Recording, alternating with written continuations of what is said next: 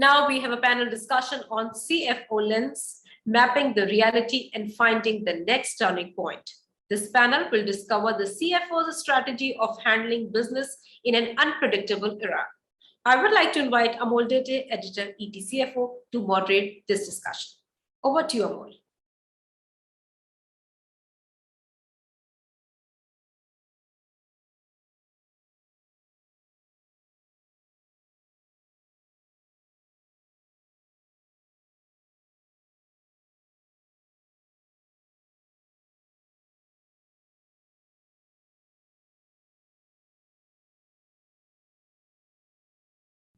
Good morning, ladies and gentlemen.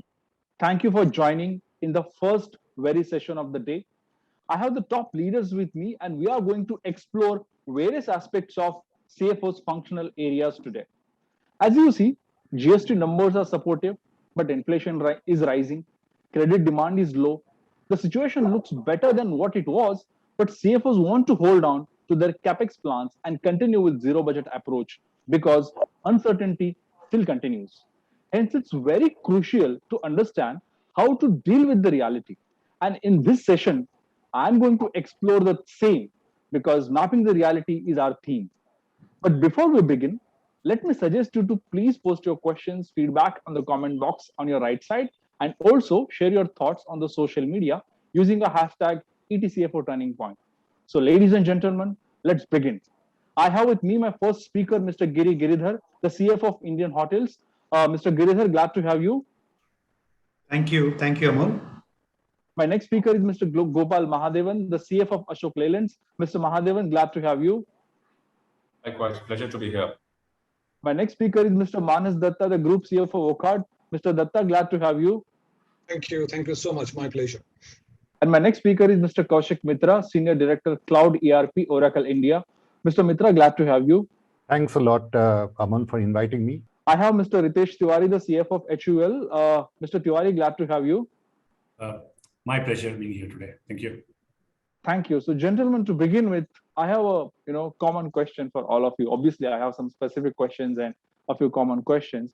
But the basic question today, which I have for you is, the change is constant and rules are changed regularly, with the lockdown, unlock, and everything. So my question is, how do you measure and map the reality to make your business decisions? And I will start with you, Mr. Giridhar. Yeah, no, I think the hospitality industry, of course, has been badly affected in the pandemic. I think in a strange way, March 20 was the year where we posted the best results in 10 years. And come April, we were looking at zero revenues, actually. So I think, so when you looked at zero revenues and kind of tried to manage the situation, I think I'm reminded of something that one of my friends said. He said, knowing what to do when you don't know what to do was kind of an oxymoron, you call it, but that's what we were trying to do. Initially, it was a lot of tactical stuff. And later on, of course, we settled down to sort of being very strategic in terms of what we did. But it has been a process of learning, both internally in terms of what we were trying to do with our customers, in terms of how we saw them reacting to the pandemic, and of course, the government policies and different regulations as well. And I think I must say that now we have reached a position where nothing surprises us anymore. I think the way we look at the hospitality industry is that we're always ready for a pandemic, and we try to make the best of an intervening period when there is no pandemic. And so it's been a bit of off and on, but our actions have not been completely tactical.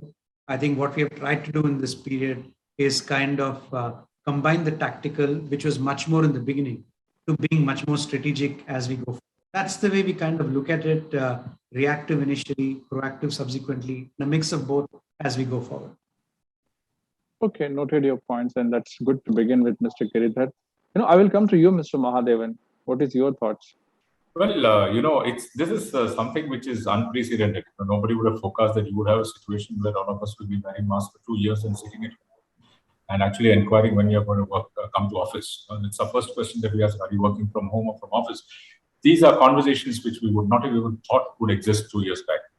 And like Giridhar mentioned, these are completely disruptive. So to try to solve this kind of a sudden challenge with a huge amount of velocity with past knowledge and past capability would not be the most appropriate thing to do, because this is unprecedented. So one needs to be completely nimble-footed, needs to stay very close with the customers. One needs to ensure that one's channel and the suppliers, the entire supply chain, is well protected even through these tough times, because these will start, if these start to crack up, then what happens is in good times you will have a problem. So this is one. The second one is getting used to decision making in a completely revamped, setup where we are not physically meeting, and we need to get used to a different collaborative approach. And decisions have to be much faster. You're not physically there, but you need to take some very quick and fast calls. I think all organizations have become very nimble-footed. The third one that all of us have kind of realized is that we do not require the same kind of resources that we had in the past to deliver a superior output. So I believe that as we move forward, we be kind of very sensitive to the resource deployment in organizations, any kind of a resource. And hopefully all of us will, come out much, much stronger. Having said that, of course, the commercial vehicle industry is going through quite a bit of challenge, because ultimately, especially trucks, buses there's very negligible demand now, because schools are shut, offices are shut, intercity transportation is not really happening much. So one needs to actually look at trucks, and in trucks, again, trucks reflect, if the economy grows, the trucks, start to, kind of roll faster. They do nothing but transport GDP. But I believe that the second half should augur well, and we're preparing ourselves for that as well. Okay, valuable points, Mr. Mahadevan. I will come to you, Mr. Tiwari. What are your thoughts? How would you like to, map the reality, or how are you mapping the reality? Well, as India's largest FMCG company, our job is to serve constantly changing needs of consumers. In my mind, there are two things happening. There's a large demographic change which is happening. The way we're getting much larger, younger population, people are getting more urban, family sizes are becoming nuclear. That is at one stage, that's the kind of disruption which is happening. At second stage, we're seeing the amount of digitization of the economy which is happening, mobile penetration, which is at a very high pace. Add to that the changing consumer behavior in COVID times, where more amount of focus on hygiene, more amount of focus on cleaning is happening. If I take these realities of consumers at one end, and then take the challenges which supply chains in FMCG is going through because of COVID times, two problems add together. We have to then work and change things very differently. In times like this, typically for a large organization, sales and operation planning process is bedrock. How we plan, how we distribute, and how we run the business. Where typically in the earlier period, forecasting would guide you what to do next in terms of business. But today, agility triumphs forecasting. One of the elements which is very, very clear, the more agile the business models are, the more successful business one is able to run. To me, that is the very clear change which we are today facing, and we are working businesses through them. Data-led and machine-augmented is what reality today is for us to respond to such crisis. Thanks, Mr. Tiwari, for that note. I will move on to you, Mr. Datta. What is your view in terms of mapping the reality? Well, thank you, Amol. And probably my few minutes of communication henceforward forward will be a little different from probably what Giri, Ritesh, and Gopal has said, because unlike many other industry, the pharma and healthcare was on the other side of the table when this pandemic started 1 year back. But if you really look at globally, the pharma, apart from doing what it normally is supposed to do, both at the generic and the patented drugs, were biggest challenged by a demand of creating a vaccine. Probably that was unprecedented in the scientific and developmental world. Why I'm saying this is generally a lifespan of creating a vaccine used to be anything, not less than 5 years. And the world first time has seen in the 5 to 6 months of the pandemic, the first vaccination has come onto this world.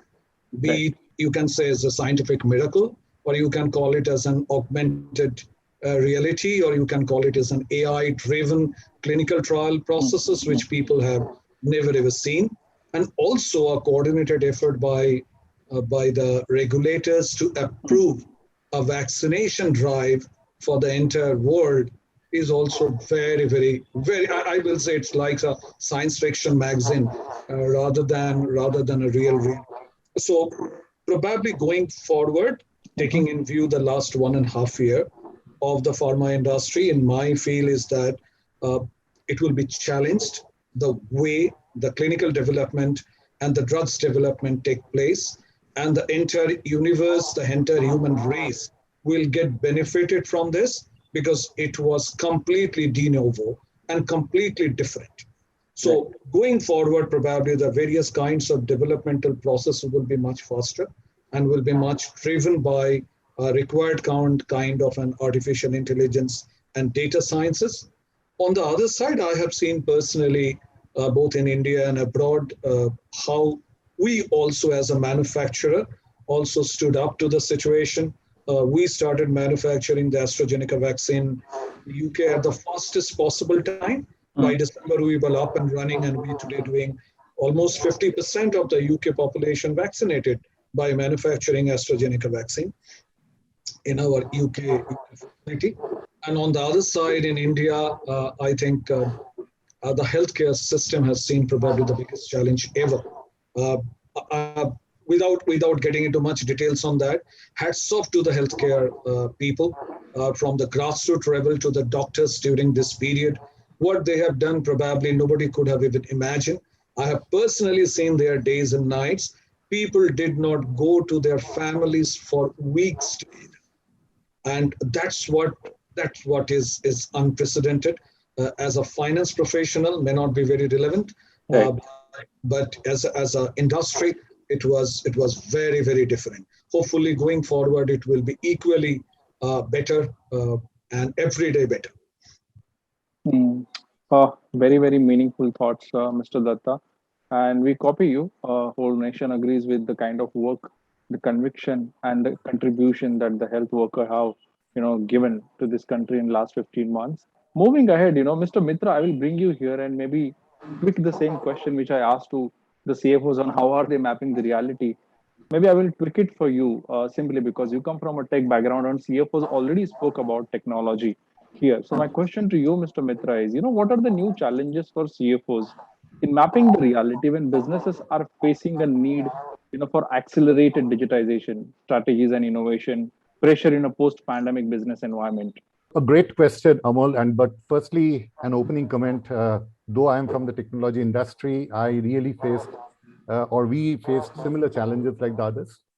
But coming back to your question, managing businesses in an unpredictable era, it needs an organization to keep a reality check on the pandemic. At the same time, have an eye on the longer term trends, like some of the other speakers talked about, that will impact the organization. The primary focus of the businesses over the last couple of years had been the continuity of business operations, near-term stabilization of the business, of course, which is most important in anticipation of the next normal. We had a couple of waves. And then, however, one has to prepare for the long-term preparation for the company to make bold moves during the recovery, right? Now, digital connectivity and remote work becomes the norm across the globe. Also, the need for frequent, transparent communication with business partners. Mr. Tiwari talked about collaboration and supply chain. Colleagues and investors has only ramped up in importance. The finance leaders, top priority as we see it is to optimize the company's liquidity and optimize the cash reserve while modeling different scenarios. So scenario modeling becomes very important, keeping an eye for the future and accelerated digitization strategies for a post-pandemic world. The FP&A group, as we have seen in our experience interacting with customers, is very uniquely positioned to help in this regard. And it works closely with the various business units to forecast and identify the immediate challenges, as also work on the business models for the future. Now, if you look at these building blocks, today's CFO creates a framework that can be used to take decisions and monitor conditions, mapping the reality to make the big moves for the post-pandemic world. Okay, very well said, Mr. Mitra. Thank you for your remarks as well. And now I will move on to some specific questions. And gentlemen, obviously, you can add more, share your own case studies here. That's how we can make it more engaging. And I'm sure participants who have joined us will enjoy the more and like the more. So, Mr. Giridhar, considering your sector, which was hit badly, you obviously partly mentioned about how it is recovering and all. But if I ask you specifically, Mr. Giridhar, how are you dealing with the COVID pain and what next from here for the hospitality sector or for specifically your sector? No, thank you, Amol. Actually, I think while it's been very tough, I think there has been a massive opportunity for the industry to reorganize completely. Actually. And I think Indian Hotels, being the largest operator in the industry, we have kind of played that role in terms of transformation, not just for ourselves, but also trying to help the industry there. I think there were 3 or 4 elements of our transformation that I thought we could highlight actually. So I think one of the things, obviously, when we faced zero revenues in the month of March, April last year, very clearly we had to look very strategically at costs actually. So therefore, I think the real opportunity was how do you, these are high cost businesses. How do you reorganize your businesses on the basis of a much lower cost structures actually? And therefore, we started working on that. And to make sure that we make as much of the fixed cost as variable as possible and try to get that flexibility to be able to go up and down as our operations change. One thing I do want to highlight in this, manpower is our biggest cost. And one very big thing which kind of came to us face to face was the values of the company, to be honest. Right. Because I think while we saw in the industry and elsewhere, people being fired because of COVID, I think early on we took a call that COVID should be the last reason for people to be fired actually. So none of the permanent staff were fired actually. And what we have tried to do is to get into a multi-program, which consists of multi-skilling, redeployment of people, encouraging people to take maybe some salary cuts last year. Now, in fact, we don't have any salary cuts at all actually.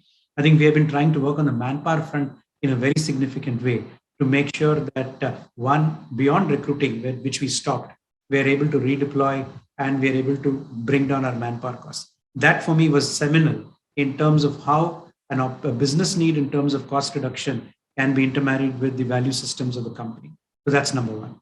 The other thing was, I think we could not give up growth actually. So we had actually outlined something called Aspiration 2022 in 2018 in terms of growth. And I must say that our aspirational strategies actually became much more sharper.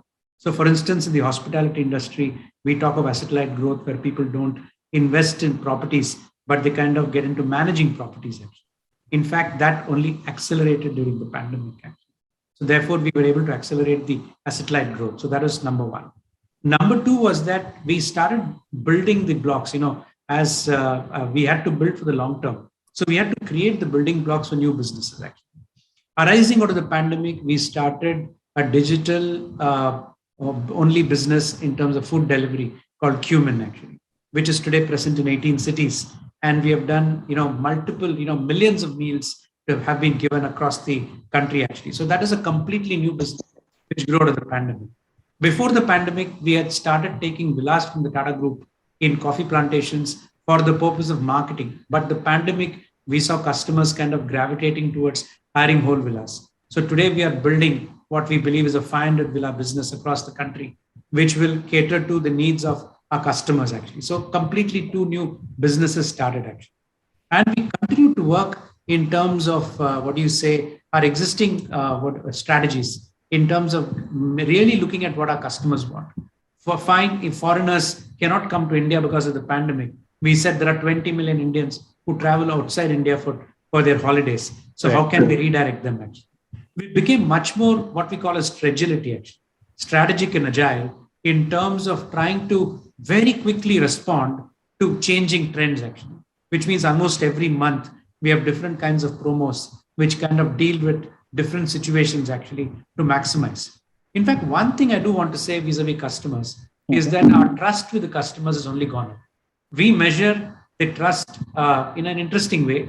In 2019, when we compared ourselves with the combined top line of 4 of our listed competitors, we were about 85% of the combined top line. I stress the word combined top line of 4 of our listed competitors. And in the pandemic year, we were 120% of the combined top line of the listed competitors. And I think what that showed us, which anecdotally also in terms of the letters and emails and our customer feedback, is that in the pandemic, the Taj brand has been so much more trusted by the customers. In fact, we did win during the pandemic the world's strongest hospitality brand award, which was amazing. And in the year of the pandemic, we also won India's strongest brand, actually. So to be able to get those plaudits at a time when industry was probably worst affected as far as we were concerned, I think we did set the pace, I would say, in terms of not only short-term corrections, but also long-term businesses. And finally, I would say is that the whole balance sheet is a very important part of the balance of management for us, especially because in a zero revenue business when you borrow. And I think we have been very carefully focused in terms of our banking relationships and managing the leverage actually, and also embark on monetization programs. So I would say it's been a 360-degree approach, beginning with our customers to manage the tactical short term, building towards the long term in terms of cost competitiveness, new revenue streams, and building the trust of the customer actually. So that's broadly what we have been trying to do. And I genuinely believe that we emerge stronger from the pandemic and in terms of our readiness towards the long term actually. Okay, I think detailed perspective, Mr. Giridhar, and I think those who are talking that the tourism sector or the hospitality sector is actually forcing and facing a lot, I think should listen to your this, kind of words. I think these are really meaningful. And I remember these 2-3 lines of Mr. Rakesh Jhunjhunwala, who's also known as Warren Buffett of India. He said, if there is no third wave, people will not get the hotels. People will not get the, any booking in November and December. That's the economy. That's the bounce back the Indian economy can show. So very valid points, Mr. Giridhar. And Mr. Mahadevan, I will come to you. Auto has been always a major indicator for India's growth. We have seen some growth here and there. You partly also mentioned that the commercial vehicle segment has some issues. But when we look at the demand specifically in large auto sector, is it a pent-up demand in the auto segment or is it real? And also, if you could tell us how long will it take, according to you, to achieve the normal level or a pre-COVID level? The commercial vehicle industry has been quite impacted by the COVID situation, because first it's about transportation, right? So from one state to another, from one city to another, and of course carrying goods when none was getting produced. So like I mentioned earlier, commercial vehicles, especially trucks, do nothing but transport GDP, right? So the GDP grows, you see the commercial vehicle segment truck growing. Traditionally, bus business has been transporting people, and with India's population, this was not anything that one was really kind of concerned about. But now, with everybody staying at home, even that personal transportation or transporting people had also kind of stopped. Having said that, I think the things are definitely getting better. We've seen actually fourth quarter of last year, FY21 was good. January, February, March, you could see a quick rebound happening the moment the lock-in lockdowns were removed. You could immediately see a bounce back happening. April was not a bad month. It's all relative. But again, May, June was shut down. So then you could immediately see that things went down. See, having said this, I typically, and Ashok Leyland also does that, we do 7 things typically, what I call as 7 things, all C's. So first one is, communication. The second one is customer. The third one is cash. The fourth one is cost. The fifth one is capability. The sixth one is competitiveness. And finally, you stay on course, which is the 7th one. We keep continuously doing this. And, because this is very important. The first one is super important, if you really ask me. Communication, ensuring that people don't feel despondent about all of this. Because we need to be clear that somewhere man will conquer this COVID. And when that happens, right, the rebound will be so quick and so fast, because nobody wants to stay at home and do nothing, right? Everybody wants to, at some point in time, get back to work, get back to, physically looking at things. And so there is a huge opportunity on the upside. The third one is, this industry, commercial vehicle, has seen 8 quarters of deceleration. And maybe the first quarter of Q1, but that is statistics, because last quarter was a complete washout. So this quarter looks great, but it doesn't mean anything. But really 8 quarters of actually continued degrowth. At some point in time, things will have to change, because I'm sure that, both Girdhar or Kaushik or, Manas or Ritesh would say, we need to transport more goods, more people, right? When this is going to happen, the rebound is going to be so fast that we need to be ready for that. So we are doing all that is necessary to actually keep ourselves ready, but at the same time keep a close watch on our on our company, on the competition, on our cost, and ensuring that we continue to be stable and doing all the right things. See, the most important thing that organizations, I'm sure each of us do it. I mean, there's no secret sauce in this. Is we don't do anything in the short term that will affect the capability of the company in the medium term.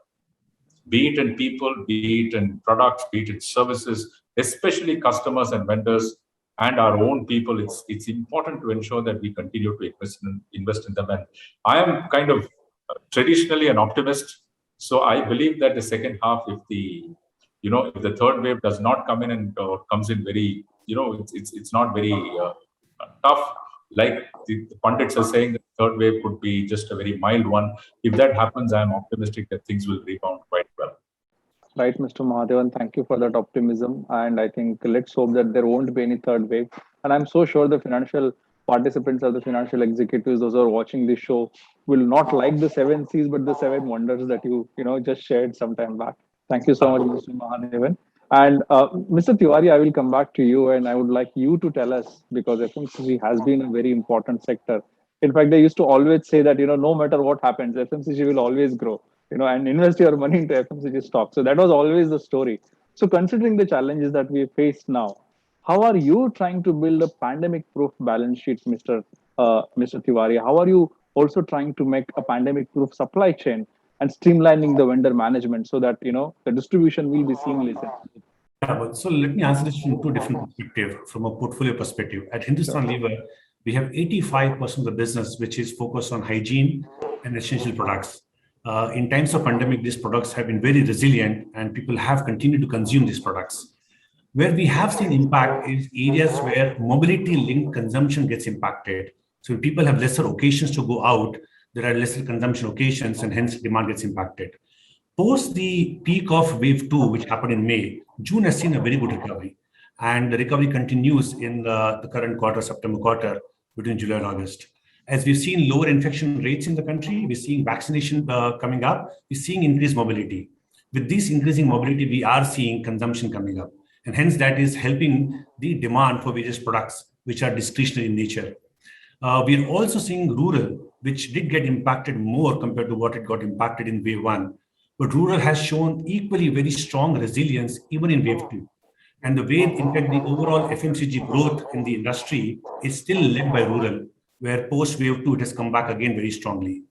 Monsoon started a little slow, but as we all know that it has covered up ground pretty well. And given monsoon is looking good, Kharif crop sowing has also started to pick up pace. I'm hoping that we'll end up seeing better monsoon and hence better rural economy. So that all should augur well in my mind for consumption in the economy. Now, the key lessons to the second point, which you mentioned about what we need to do differently. Supply chain agility. I mentioned there are two clear lessons. One is agility does triumph forecasting in times like this. The demand signals are varied. They're changing very rapidly. So the more agile supply chains are in these times, better it is. At Hindustan Lever, we have 30% more capacity compared to what we had pre-COVID levels. We have access to that. We have digitized our trade where more than 10% of our demand capture is done digitally through future-ready platforms. What it really helps in these times, the entire demand generation activity can be done in a very disruptive way. For example, we added almost 1,000 stores to our Shikhar network every single day in last 1 year, which means we have more than 500,000 stores in the country today where our digital app is able to collect orders whenever the retailers are not able to place orders to the salesmen, they can place those orders digitally. So having those ability of working through different channels in this time, e-commerce is really growing very well.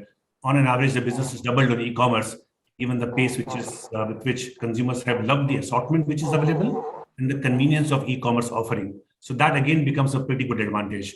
So in my mind, those are a very clear enablers. Agile supply chain, run through data, and then capturing growth and higher assortment on e-commerce is something which is really helping, and increased consumption coming in with improving mobility to me is a good change that we are seeing this point in time.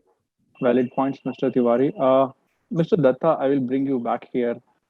You mentioned the entire, highlighted the various points of the health sector, the pharma sector some time back. But we had seen a lot of challenges which pharma sector faced also in obtaining the raw material from different countries because of the lockdown or because of the other major issues. So that was one point. My question to you is, what are the other risks or what are the new risks and new challenges that pandemic has added specifically to pharma companies or healthcare companies? And how are you dealing with such challenges? It's a very, very interesting question. Of course, probably 6 months back, my answer would have been a little different than what I could tell you. So if I make this last 15 months of pandemic, or a little more than 15 months in four different buckets. First 4 months were difficult, even on our, whereas the majority of our plants were operational by 10th of April in India and globally. But generally, we have seen a kind of a supply chain disruption, particularly from China and also going out from India. So that created havoc for the first quarter of the last year. Second 4 months of this last 15, 16 months were much more, I will say, responsive or restoring back to the normalcy, though there was still a stricture for bringing in materials from China and so many other countries. But last 6 months, I will say it is fairly coming back to the normalcy. Credit to all the manufacturers, credit to the API, raw material supply chain people. Credit goes to the regulators also to allowing materials to move freely compared to what it used to be earlier. And last couple of months, I will say it is more or less normal. Uh, Given an example, our first quarter last year, which is Q1 of FY21, is a negative EBITDA. And last quarter, it was in a 3-digit EBITDA. So it shows that number one, the sales have grown by about 30% plus. And I'm talking about the generic products. The vaccine, which were not in existence in last year, is in full flung working now. On the other side, as Giri was saying, yes, the cost consciousness has come in. We call it as a GPC, which is growth, profit, and cash flow. Now, the growth comes, of course, from the business, but the profitability is definitely a factor of a cost optimization. We will not talk about it as a cost cutting, but it's more rationalization. That also created very, very positive impact. Going forward, you asked a question that going forward, what we think about pharma and healthcare. I will restrict myself now for the sake of time, is only onto the pharma. Seems to be very, very encouraging as of now, given that opportunity of vaccine, which maybe one time may remain for next 2 to 3 years till the time the entire world is getting vaccinated for first dose, second dose, or maybe a booster doses. So this gives us an alternate option to get into a newer methods or newer processes of business. On the other side, as I told you, the drug development has completely changed. And number three is the delivery mechanism is also substantially getting changed, becoming faster. So hopefully going forward, this will help the entire pharma, particularly the generic manufacturers from this country. Apart from the vaccination, we as a country, I'm not very sure who is the audience of this program, but if we are talking about the majorly Indians, we were always the vaccine center of the world, and it has been actually reinforced during this COVID days. We are still manufacturing world's majority of the vaccine needs, so it's good. And my feel is that till the time we have a clear focus on this restoration back to the normalcy, and the regulator supports are also positive, I really do not think anything very, very significantly disturbing for the pharmaceutical industry for sure. So is healthcare. Meaningful one, Mr. Datta. Mr. Mitra, I will come back to you and let me take some hardcore tech answer from you. Because every company, every business is looking at digitalization, adopting new technologies. So, Mr. Mitra, if I ask you specifically, what are the future technologies that CFOs or the financial heads of the company should deal with, or to deal with the abnormal world? And also, what can CFOs do to expedite the digitization? Because as you know, that things are really uncertain and CFOs need to have the better results. So how should they expedite the digitization? Well, thanks for the query, Amol. That's very relevant in today's times. But firstly, I am really encouraged with the positive outlook which has been shared by the various industry speakers. Really speaks volumes about the positivity that we have in front of us. Coming back to your query around what would be the focus of the CFOs from a digitalization perspective. Well, I'll just draw your attention to a recently published Gartner report, which is around top priorities of finance leaders in 2021. Now, 7 out of 10 board directors interviewed mentions that COVID-19 impact has actually resulted in accelerated digital business initiatives. And I could see an echo in the statements made by the rest of the speakers. Now, this acceleration is designed to deliver continuous value and agile strategies.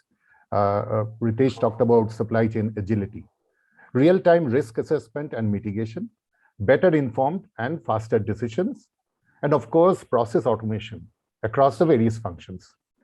Now, if you ask me, you said hardcore tech question. Some of the areas where we are seeing investments in digitalization includes adoption of cloud-based ERP. Analytics is a very, very important area. So data analytics and of course, automation, which I referred to in the past.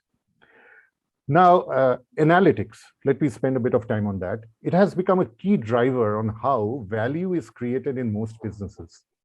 Finance will need to expand analytical capabilities, including scenario modeling, preparing for various scenarios, and help the business stakeholders to understand, interpret, and use financial data to make sound operational decisions.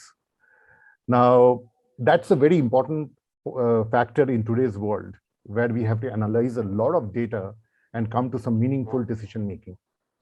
The next part is around process automation. This has brought speed, efficiency, and cost optimization to finance. Now, given these benefits, the use of facilities like, let's say, I'll give you a specific example of automated invoice processing, for example, or using AI and ML capabilities and digital assistants. They're becoming the de facto choice for finance teams like we are seeing. And when you're automating some of these repetitive processes, you're actually freeing up your resources to do more value-added services, which is very important for this post-pandemic world. But what is very crucial here, and I must highlight this, that we have to enable our teams to upskill for the digital era. That's very important, because unless you do that, you would not be able to use some of these technologies fruitfully and meaningfully. So enablement and training is a very important part of it. And if you can look at it in a holistic manner, and if you can really execute on this in a really holistic way, then you would get benefits. And those benefits cuts across finance operations, bringing back the right costs to support your growth, improving the employee morale, employee engagement, retention, performance, and of course, a very crucial area of working capital management. That's my take on this, Amol. Thank you, Mr. Mitra, for your take. And I will take 2 quick questions, and those are common questions for all of you. And I will start with you, Mr. Giridhar. The CFOs are actually the pillar when it comes to compliance, regulations, managing the finance, dealing with the government and all. And as we know that we are coming out of this pandemic, the government also gave a lot of relaxations. But if I ask you a straightforward questions to all of you, and Mr. Giridhar, you can take this first, is what kind of changes are required in the policy, the taxation, or in the current situation, specifically from the government, which will help you, your sector, your fraternity to grow maybe more faster than what you are growing right now? No, thank you. I think government support, especially for the hospitality sector, has been a very important part of what other countries have done. Example, I'll give you 2 quick examples. In the UK was probably at the forefront, actually. I think one of the things they did was very simply protect jobs. And therefore, to protect jobs, they said 80% of the salaries of those employed up to a pay scale of £2,500 a month would be reimbursed by the government. I think that's a fantastic thing they did in terms of protecting jobs, actually. That's number 1. Number 2, property taxes. When our hotels are shut, you pay property taxes as well, actually. In the UK, they completely waive property taxes. So these are 2 simple methods. And the other thing, and some innovative stuff which was endearing. In the UK, for instance, one of the things they did was eat out to help out. Basically, there was a point a few months ago where they wanted customers to go to the restaurants and eat actually. And they said, you know what, if you eat up to 10 pounds a meal, your VAT is waived actually. It's just an incredible way to say eat out to help out, because by eating out, you're helping restaurants protect jobs and everything else actually. So I think the government support in terms of protecting a sector like hospitality has been very important actually. What unfortunately has happened in a country like India is that five-star luxury is seen with a connotation of a five-star luxury, whereas people should see the employment potential, the tax collectability, and all of those actually. So there's been a lot of education that we have had to do and working with the government in trying to find some ways in which government can support this sector actually. I think this is one part of it. The other thing is much more generic, again, learnings from other countries. Like in India, we have carry forward of losses actually. In the UK and US, you have carry backward of losses, which means that you will be able to carry the losses of the current year. As you know, 2021 was a year in which all of us incurred losses. In a carry backward situation, you're able to carry back the 2021 loss to your 1920 assessment actually, and able to get an immediate set off actually. So we have represented saying that if other countries can do carry backward of losses, why can't countries like India implement things like that? So I think what we have been trying to do with the government beyond these specific measures is to recognize the importance of the sector in terms of the nation building, employment generation, tax collection, and to rebuild back the industry. What are the measures required? That's been our effort really actually. And hence I think those have been some of the biggest challenges actually that we have tried to work with. Okay, very, very valid points, Mr. Giridhar. Mr. Tiwari, for your sector. Amol, when I talk about Hindustan Unilever and for FMCG, government has taken a lot of steps, as all of us know, in the post-pandemic and in the middle of the pandemic, to increase supply side economical benefits, ensuring liquidity in the economy or providing support through guarantees. However, I think at this point in time, we also need to support demand side and drive growth. We should appreciate the steps taken in terms of rural demand and rural consumption and rural population. But at this point in time, also equally important to support weaker urban towns. This quarter is crucial in my mind as we come out of second wave and move towards normalcy. We will have to see if consumption remains robust. Otherwise, government needs to intervene to spur consumption. And hence, in summary, in my mind, the biggest call out is demand side support after having done pretty good job in terms of supply side economy. Mr. Mahadevan? I think the government, on one cut, if I were to look at it, the government has done some things which are pretty innovative, in terms of ensuring that they are not reining in the fiscal deficit, and they have kind of given a clear view that they are going to spend money for driving growth. They have also kind of ensured that the financial services, especially banking and NBFCs, are given moratoriums, are giving moratoriums to customers so that they don't feel the pressure on the heat, in terms of repayments when there is no income generation. So, and of course, they have also said that they are going to continue to drive public spending as a government, by investing in infrastructure, and then, they possibly, do some public PSU disinvestments, etc., to fund this expenditure. So all of this is very good. I mean, this was the feedback that all of us provided or saw when the budget was announced. So good, and I think they should keep doing that. But just like, Giridhar mentioned, I think the second half of it is also to see how do we drive demand and how do we continue to make Indian industry competitive. Now, this is not to drive protectionism or anything of that sort, but, the point is each of the countries today are ensuring that their industry is protected, and they are trying to attract investments also of capital inside. So I think there's a certain amount of competitiveness that Indian industry needs, especially because a lot of stuff is imported today. I mean, I'm not just talking about commercial vehicles. I'm not talking just about EVs. I'm talking about a whole bunch of stuff. So for that, for Indian industry to be competitive, we need to ensure that there is a sufficient leverage that we have on, authentic and credible barriers being created, which are fair to Indian industry, not just protectionism. I would say one part of it. The second part of it is, I know this sounds a little odd, but I think there should be insight, and maybe bordering on what Giridhar talked about, what happens in UK, is we should possibly foster consumer, which means that if someone, if there are authentic credit card bills and consumption bills that are there, maybe a tax rebate on the income tax is something that can spur. I mean, these are signals, more than, actual thing, this kind of signals that we are trying to actually ensure that you guys are spending, go and spend a little bit, especially people who can afford it. And similarly for industry, where they actually put in capex and they are, investing in things. If certain amount of fillip will help actually see, a lot of this is also, positioning and improving the morale of people. Ultimately, industry is made of people. It's led by people. It is managed by people. The last bit where I think that we would require and we are requesting government support is in fostering innovation. I think spends on R&D, spends on digital, spends on building up our capabilities, product developments. These cost quite a bit of money. And, people have to keep their chin up when you continue to invest in capabilities in tough times like this. And we should not stop that. As a country, we will get impacted if we stop investing in innovation just because there is a COVID that has been hit. So I would say that if the government were to look at this, of course, it's very tough to balance the budget of India. But if they were able to actually do something on this, I think we would be a little ahead of other countries. Very notable points, Mr. Mahadevan. Mr. Datta, what are your expectations or what are your recommendations here? Thank you, Amal. And without any repetition to my fellow participants, what they discussed, I will talk about two things, particularly for the healthcare industry. There was a study done by World Health Organization about a standard protocol of an healthcare for nationals.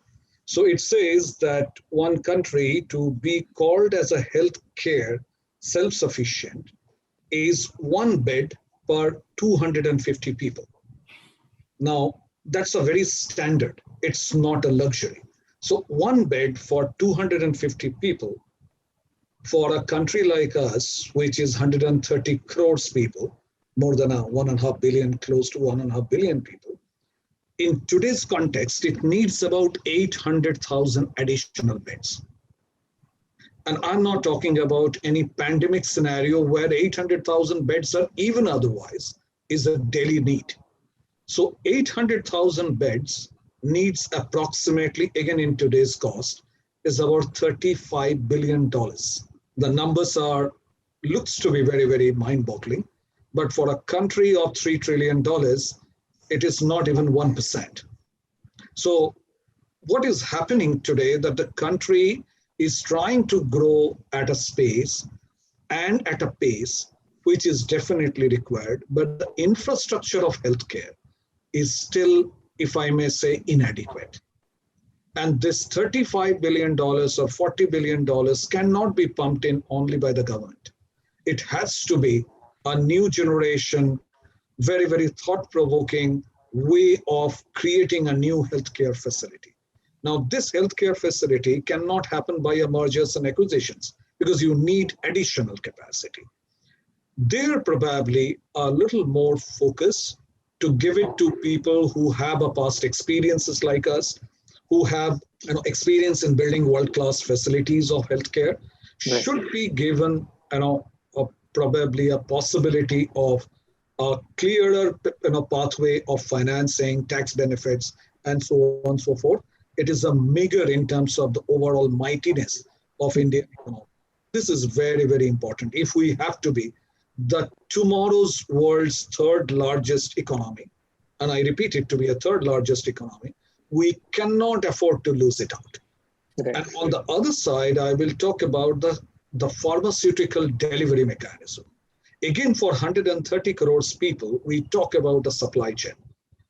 When we were trying to do a supply chain for vaccine, I think the initial stage, everybody knows how difficult it was.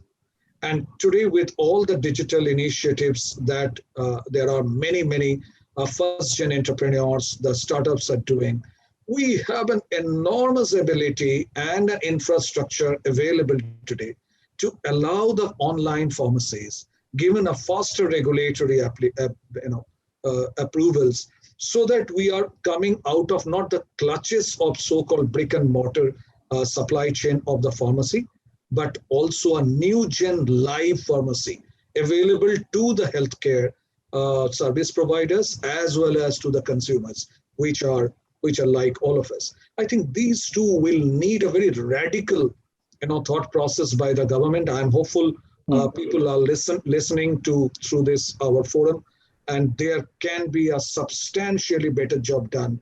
And trust me, in my understanding, we don't need much funding from the government. We need only approval processes, clear guidance, and a vision statement that we can achieve this. That's what is very, very important, both in the healthcare as well as the pharmacy retail chains on the e-platform. I think these two will be my take for the future. Thank you. Absolutely, Mr. Datta. And Mr. Mitra, one more question on the, maybe you can add some, more on the tech front. But, taking decisions, sometimes becomes really difficult. So how, maybe if you have any suggestions here, because you must be talking to a lot of CFOs, some global companies, how do you see, or how CFOs or the financial heads can, speed up taking decisions, taking business decisions? Are there, seamless ways using technology or something like that? Yeah, absolutely. So in my last part of the discussion, I talked about the digitalization initiatives, things like, analytics, which is a very, very crucial element and a pivot for taking decisions, right? And so is around automation. You really put in the right resources to focus on value-added activities, decision making, etc. Whereas a lot of mundane activities gets into the automation route and gets done. Things like RPA, robotics process automation, which one is implementing and seeing quite a lot amongst adoption amongst the various organizations. Okay. So the expectations from CFOs are very high right now than it was a few years ago. So CFOs are expected to drive the digital transformation agenda, and to do that, the technology companies really, like us and many others, provide the tools, the platform, the digital initiatives, etc., to make it possible. And that's where, in close discussions with the CFOs, we have seen that, even in this pandemic world, I've seen manufacturing companies. Gopal comes from Chennai. In Chennai, they have gone to the cloud in the peak of the pandemic, right? I have seen people adopting analytics projects. I've seen automation being implemented, okay?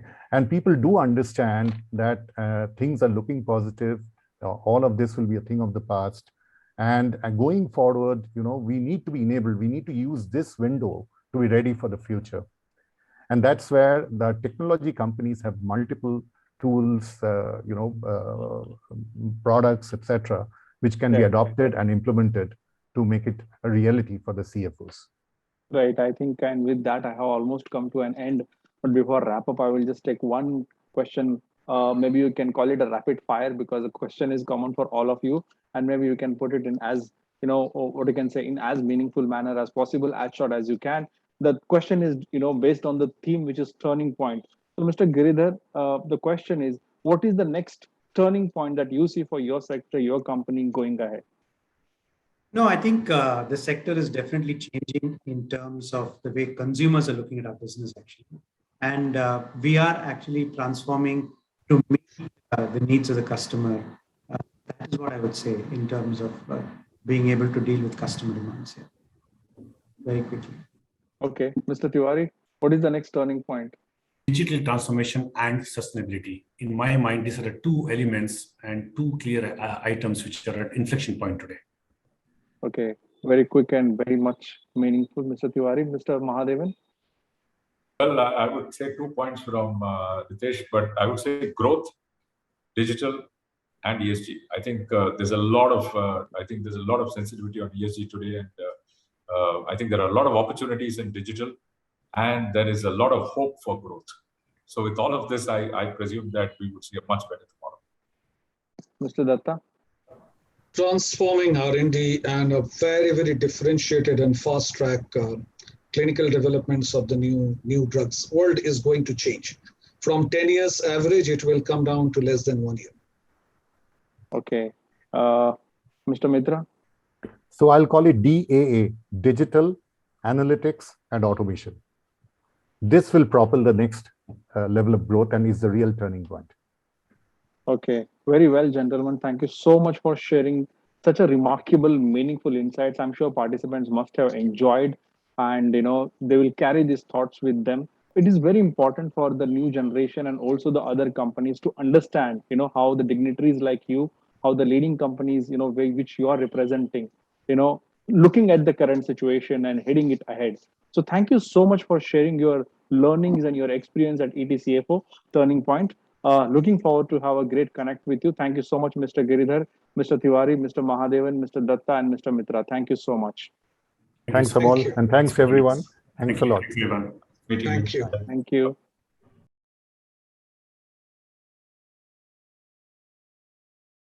Thank you everyone for sharing your point of view. Dear viewers, do share these learnings on social media using the hashtag ETCFO Turning Point. Stay tuned.